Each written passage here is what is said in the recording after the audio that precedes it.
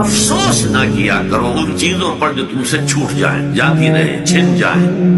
वो मौका था, हाथ से निकल गया। वो दौलत थी, उस पर डाका पड़ गया। कोई और मुसीबत है, वो आ गई। कोई अजीज फौत हो गया, अकलौता बेटा था, फौत हो गया। नुकसान हो गया कारोबार में बहुत बड़ा। उस पर अफसोस ना किया करो। अगर अफसोस करोगे तो उसका मतलब क्या होगा कि तुम्हें अल्लाह पर एतमाद नहीं है।